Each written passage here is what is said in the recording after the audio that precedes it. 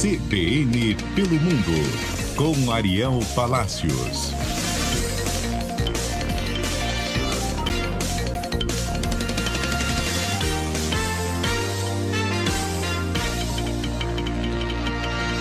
Chegou ele, o comentarista mais elegante desta rádio. Você está ouvindo a gente bem, Ariel? Boa tarde. Agora sim, estou ouvindo perfeitamente. Tudo bom, Tatiana? Tudo bem, Fernando? Tudo bem, Ariel. Bem-vindo. Bom, a gente falou bastante já sobre as manifestações. Hoje a nossa entrevista foi sobre isso, Ariel. Nossa entrevista do dia foi sobre as manifestações em Cuba, mas a gente está louco para te ouvir. Como é que surgiu essa insatisfação que levou aos protestos em Cuba no último fim de semana? Bom, primeiro, temos que dar um contexto que é muito interessante, né? Porque vários países da América Latina, diversos governos, da esquerda para a direita, passando pelo centro, foram alvos de protestos populares nos últimos 3 anos, mais ou menos, desde 2019, né? No Chile, contra o governo do presidente Sebastián Piñera. Na Bolívia, primeiro contra Evo Morales e depois contra Jeanine Áñez. No Paraguai, contra o presidente Mário Abdo Benítez, e protestos em 2 anos diferentes, por motivos diferentes, e nos quais, em ambos, ele esteve à beira do impeachment. Na Nicarágua, mesma coisa. Venezuela, isso a gente vê faz uma década. Peru, aí no caso, contra presidentes, pelo caso de Brecht, e por impeachments de presidentes, e também por causa da pandemia. No Equador, protestos devido à pandemia também. E recentemente, a gente viu, a gente comentou aqui, a repressão violenta aos... Na Colômbia, especialmente final de abril, durante todo o mês de maio e início de junho. E agora, em Cuba, também acontecem manifestações. E há um ponto comum, quer dizer, são todos países diferentes, com contextos diferentes, mas, por exemplo, o caso chileno, o caso colombiano, são lugares onde havia já a paciência da população, estava já no limite. Os governos, diversos governos, haviam empurrado problemas com a barriga, no caso, diversos governos, no caso da Colômbia, no caso do Chile, no caso em Cuba, um único governo. Havia empurrado os problemas com a barriga para frente durante anos ou décadas, e uma hora acontece a gota d'água que detona, deslancha um efeito dominó com uma série de protestos. Há meses, uma série de artistas plásticos, atores, atrizes, músicos do rap e da música tradicional cubana já estavam reclamando mais espaço, mais democracia, tudo de uma forma muito pacífica. Alguns deles haviam sido presos por algumas horas, um par de dias depois soltos, enfim. Mas essas coisas foram confluindo e junto também com o crescimento da internet em Cuba. A internet em Cuba era inexistente anos atrás, havia apenas em lugares fixos, em hotéis, em embaixadas. O povo mesmo não tinha acesso à internet. A coisa foi aumentando de forma gradual. Em alguns lugares havia internet, era caríssimo. E depois, nos últimos tempos, começou a existir o Wi-Fi, a internet, nos celulares. De uma forma muito básica, com pouco sinal, mas acontece.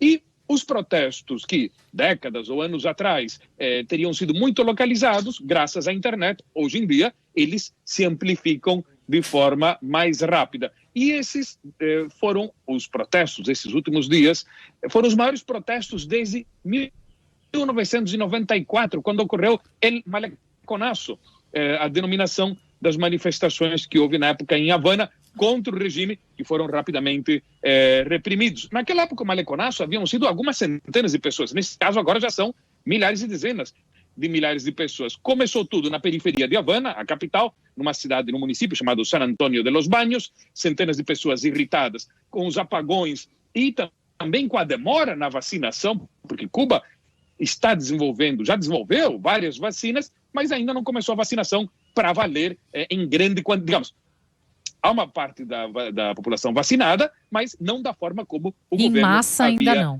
prometido. Em massa ainda não.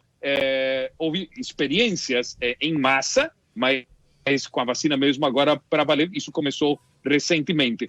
Um grupo gritava liberdade, isso já a manifestação chegou na capital, um grupo gritava liberdade e também pátria e vida. Pátria e vida é o nome de uma canção criada por artistas, que está tendo muito sucesso e que essa canção lamenta os rumos que a Revolução cubana tomou, não é? Outros grupos defendendo o regime gritavam viva a Revolução, viva Fidel Castro.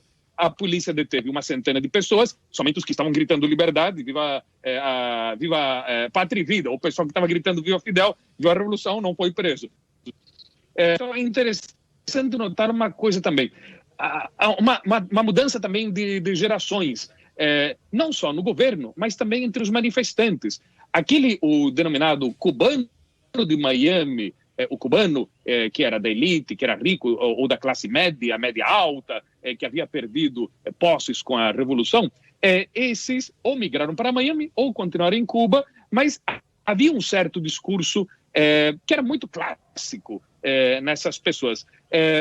Esse pessoal que está reclamando agora, não. Esse pessoal que está reclamando agora não tem esse velho discurso do cubano de Miami, tem um discurso de pessoas que se frustraram com a Revolução, que prometia ser progressista, por exemplo, o casamento entre pessoas do mesmo sexo. Houve uma chance de aprovar isso quando a Constituição foi reformada há 2 anos, e não houve, né? Isso e a falta ainda de eleições. Não há eleições em Cuba há 80 anos, porque antes da ditadura castrista estava a ditadura... Exatamente, uma ditadura de direita do Fulgêncio Batista. Então, os cubanos não têm uma eleição mesmo, para valer, de presidente ou primeiro-ministro há uma montanha de décadas. Então, as pessoas estavam reclamando isso e direito de se expressar. Que um embargo econômico não impede a realização de eleições, da mesma forma como uma guerra não impede a realização de eleições. Houve países durante a Segunda Guerra Mundial que estavam sendo bombardeados e continuaram fazendo eleições, como o caso da Inglaterra. Bom, o Díaz-Canel, o presidente cubano que sucedeu Raul Castro, o último dos irmãos Castro que estava no poder, tanto no cargo de presidente do Conselho de Ministros, que seria algo equivalente a presidente da República, como no cargo de secretário-geral do Partido Comunista, e esse último cargo ele recebeu agora em março, abril deste ano. É de uma geração que nasceu depois da Revolução. Ele nasceu logo depois, nos primeiros 2 anos da Revolução.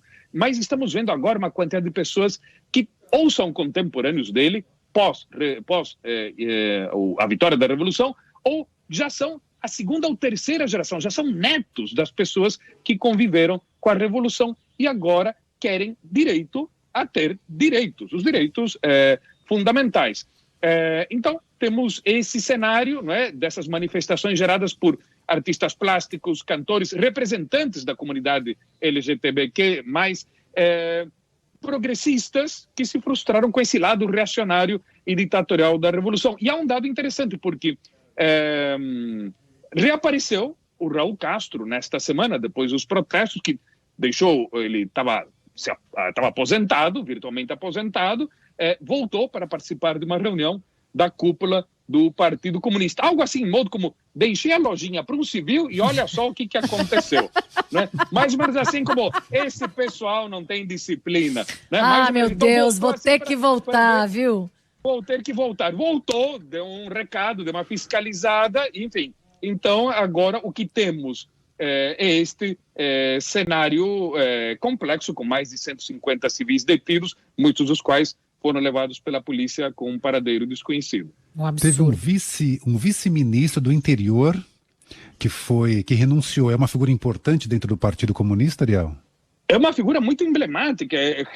O general Jesus Manuel Burón Tabit é membro do birô político do Partido Comunista, ou era, pelo menos, e ocupava até esta semana o posto de vice-ministro do interior. Quer dizer, o Ministério do Interior, como em muitos países, ocupa da parte de segurança, da parte de polícia. Isso foi informado pelo jornal espanhol ABC e por vários outros jornalistas cubanos independentes, a maioria que não mora ali em Cuba, mas que continuam com as suas fontes diretas com o regime.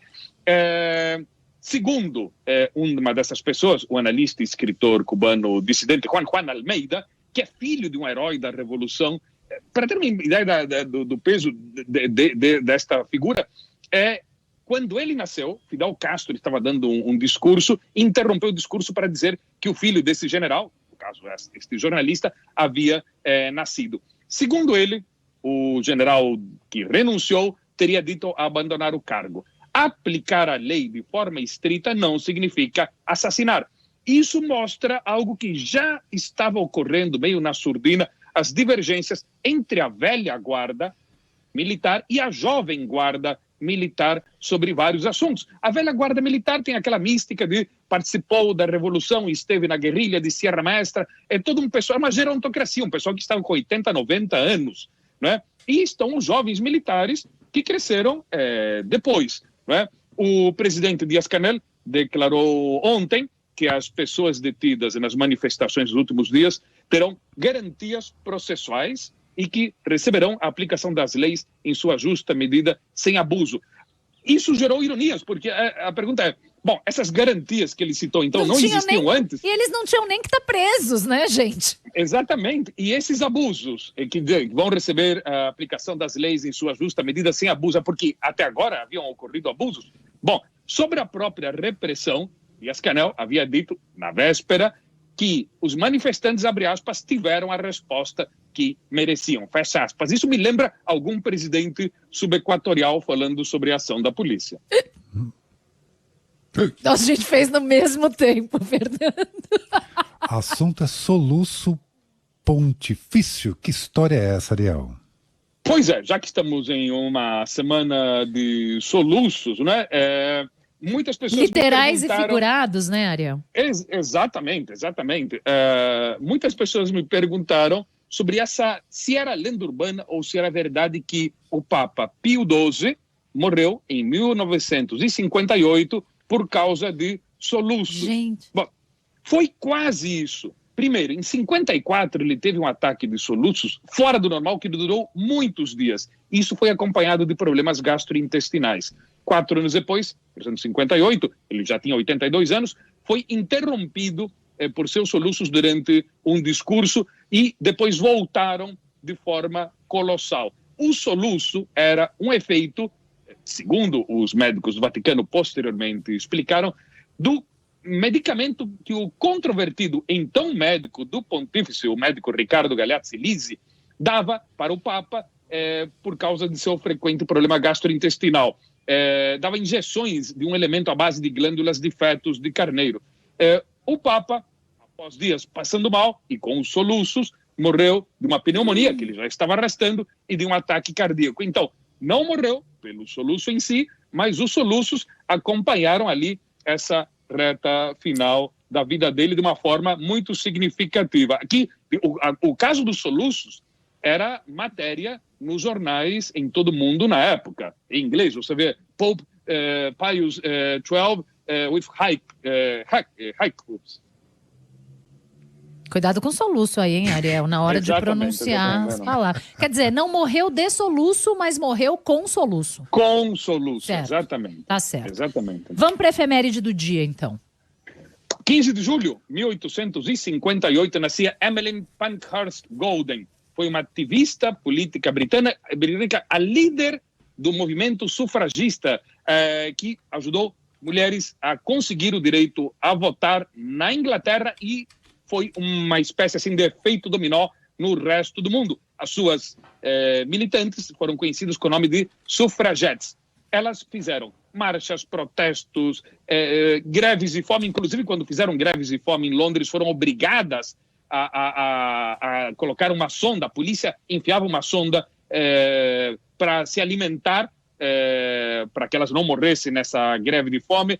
Ela era muito criativa, ela tentava evadir os policiais usando disfarces, e até ela chegou ao ponto de contratar, isso pensamos em 1905, 1908, 1915, não é? As artes marciais não eram comuns naquela época, não eram tão populares. Bom, ela contratou uma equipe de mulheres treinadas no jiu-jitsu para proteger fisicamente a Emmeline Pankhurst da polícia. Não é? Tanto é que tem até um comic, agora de uns 6, 7 anos atrás, que é Sufragitsu, né? Uma mistura de sufragettes com jiu-jitsu, não é? As Amazonas da senhora Pankhurst. Então, em mais ou menos há 22 anos, final dos anos 90, a Time designou Emmeline Pankhurst como uma das 100 pessoas mais importantes do século XX, que ela deu forma a uma ideia de mulheres para a nossa época e deu um empurrão substancial para que a sociedade tivesse uma nova estrutura e não tentasse voltar atrás, apesar que muitos hoje em dia tentam voltar atrás nesse âmbito e em outros. Viva! Je suis brésilien, j'ai de l'or et j'arrive de Rio Janeiro. A música Vai lá, Fê. de Jacques Estamos ouvindo? Offenbach, a área Je suis brésilien, j'ai de l'or. Eu sou brasileiro, tenho ouro, que é La Vie Parisienne, é o nome dessa opereta, e essa área é uma área onde aparece um personagem brasileiro cheio da nota, né, novo rico, gastando os tubos em Paris, e isso em 1860. Imagina já a fama que havia naquela época. A letra toda eu recomendo, tem que ler, busquem, googleiem, porque é divertidíssima. Hurrah, hurrah, hurrah, je viens de débarquer, mettez vos faux cheveux coques. Hurrah, hurrah, hurrah, j'apporte à vos quenouilles une fortune. Ariel Palacios, toda quinta-feira com a gente aqui no CBN Pelo Mundo. Mais uma vez, obrigado. Até a quinta-feira que vem e sábado no Mundo em Meia Hora. Um abraço. Valeu, Ariel. Até mais. Boa semana. Cavaliere, a moi les nuits de Paris, comme mets l'hôtel d'Asnières.